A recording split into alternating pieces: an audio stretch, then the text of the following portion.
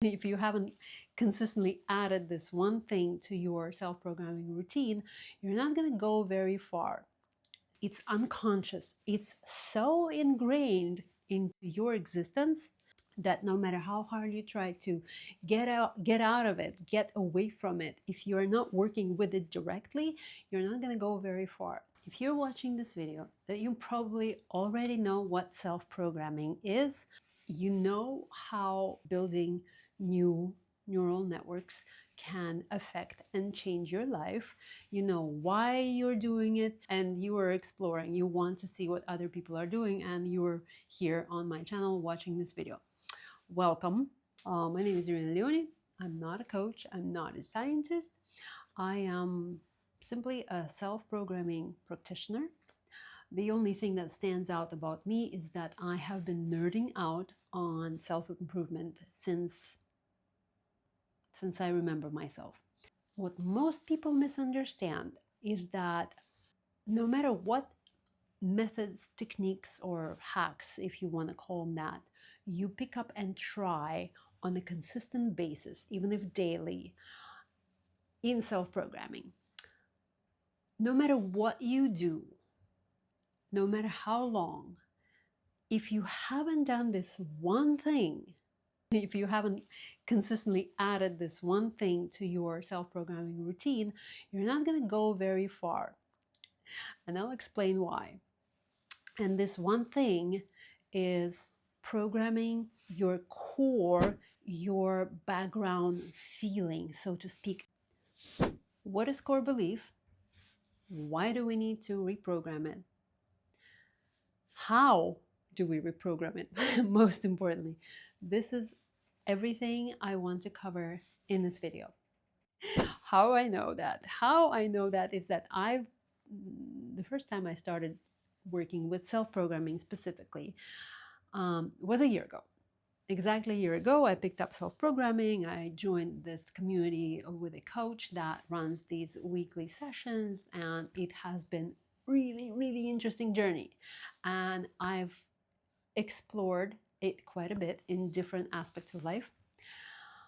But because I haven't understood until about now how to work, or whether, yes, how to work with this core belief, this core feeling that is in the background, that is just covering my entire life, hugging it, so to speak, I don't feel like I've moved far. And it's very easy to see that on example of setting our goals. A year ago, I set a bunch of goals, as we all do, and now in reviewing them, I realized that all the ones that require some kind of work to be put in, they haven't moved very far.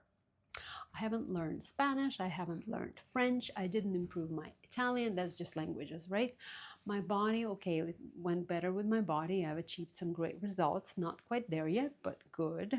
All the things that I wanted to learn, financial goals and other goals that I wanted to achieve, haven't really moved much. And the reason for that is because my core belief has not been affected much.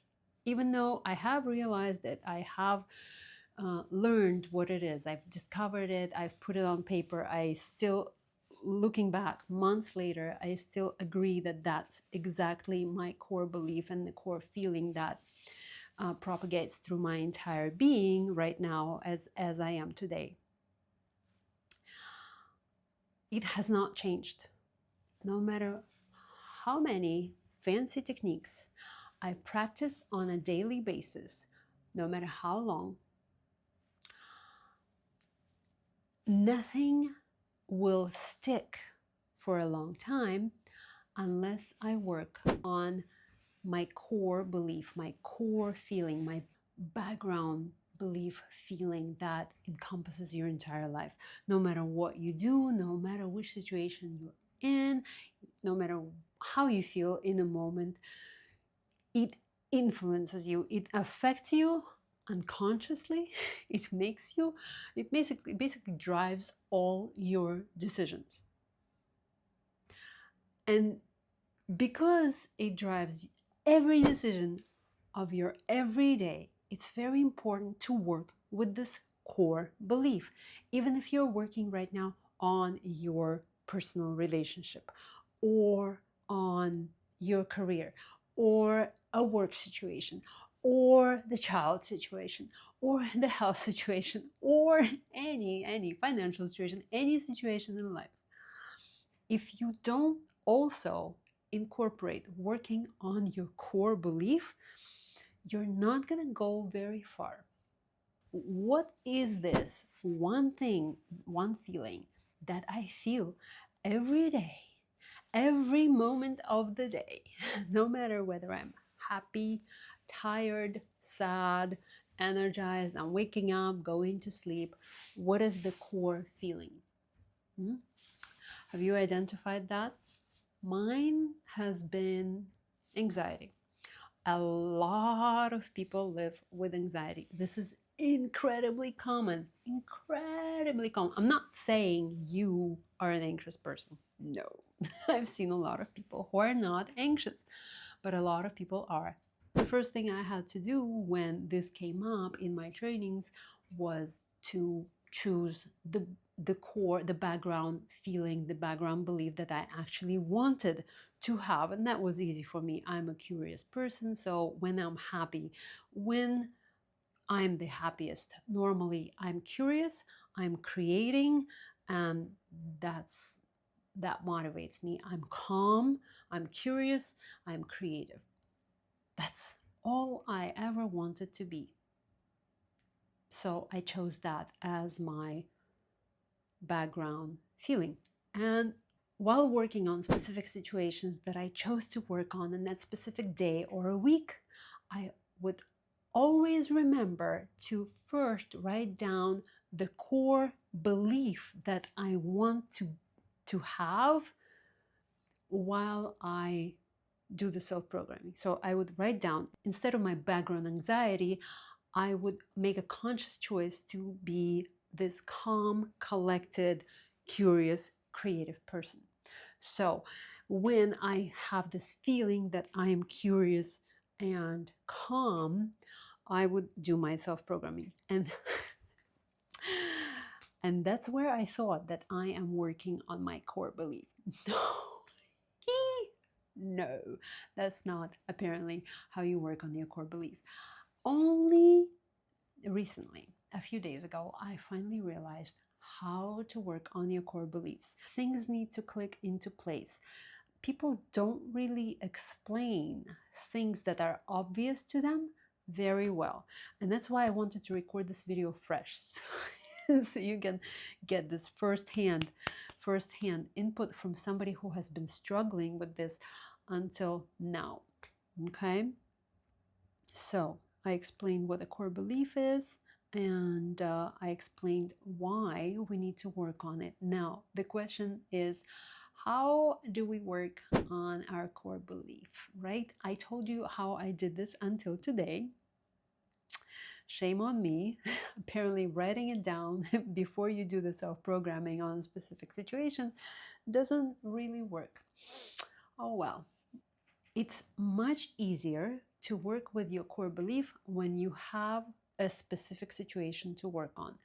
For instance, if I tell you right now to go and, let's say you have background anxiety like me, and I tell you, now go and choose the new background feeling that you want to experience unconsciously. And you will choose something, right? Like I told you before, I've chosen to be calm, curious, creative person, right? If I told you that, what are you gonna do? What do you feel like you need to write down? You don't feel like you need to write down anything after that, right? Nothing comes of it. It has no energy. Now, let's say I want to work on my work relationship with, let's say, my boss or my employees or my colleague, anybody at work. Let's pick a colleague. I have a bad relationship with a colleague. It affects you on a daily basis. It stresses me out. I come home drained. I have no time or energy for anything else in my life, even though I consistently have an entire evening to myself. But I can't do anything with it because all I do is just rest. I need to unplug, I chill, I binge watch something, or I watch reels on Instagram one after another for hours, and a week goes by, a month goes by, 3 months goes by, and I haven't gotten anywhere closer on any of these wonderful goals that I put down in the beginning of the year, right? So with my background anxiety, the situation just keeps me anxious, right? Now, how would a curious, calm, creative person approach the relationship at work situation? It's a completely different story, right? When I am calm and curious, I would be curious about the person's behavior instead of feeling like I wanna retract all my tentacles and hide. Instead of feeling tense like anxious people do normally, I would feel interested in, what a peculiar situation. They said this, or they did this. They just sent this email, or it's it it's curiosity that drives the process. I'm calm. It does not affect me. I'm an observer. So when I sit down to describe this situation from the perspective of the calm, curious person, the situation is no longer causing me anxiety. And guess what? As I write things down, I come up with a solution to a specific situation, or I get a new perspective on something that happened or is happening. And therefore, the situation becomes non-threatening to me. It's a curious situation. I am most likely learning something from the situation much faster. And guess what? A couple of days later, the situation will dissolve itself. Why? Because there is no longer this energy, this tough energy that I suck into and allow it to drain my life. But basically, if you are working through some issues, if you actually allow the issues and you work through them, they disappear. That's what self-programming does. Because unconsciously, our micro decisions that our conscious micro decisions that we make every day, excuse me, our unconscious micro decisions that we make every day have potential to change our life course completely. Here's a great example to illustrate a regular situation. It's a weekend. I finally have time to sit down and record a video and post it on my YouTube channel. Something that is very hard for me to come by. We're either traveling or work is too crazy and I just need rest.